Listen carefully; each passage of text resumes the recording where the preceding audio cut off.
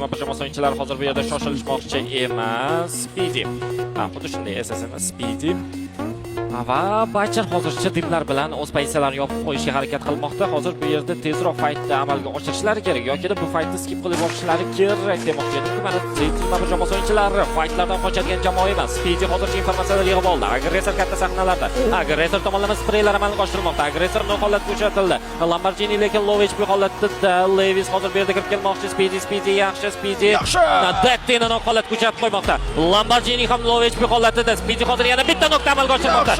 Va Z721 agressor jamoasi o'yinchilari 5 ta kill point hisoblarga yozib qo'ymoqda. Bu yerda esa Influence jamoasi o'yinchilari ham bu faytga qo'shilishayotganligini ko'rib turibmiz. Johnny katta sahnalarda Influence jamoasi o'yinchilaridan ikki o'yinchisi no holatida. Bacher ham nokta amalga oshirmoqda. Lil Boy o'z to'liq holatda qolib ketdi. Va Z721 jamoasi o'yinchilari shu pozitsiyani o'zida yo'q 9 ta kill point hisoblarga yozib qo'yishmoqda. BMC'ni finalida o'zbek jamoalari, o'zbek o'g'illari mana bunday o'yin ko'rsatishi albatta kutilmagan va kutilgan emotsiyalarni taqdim etyapti.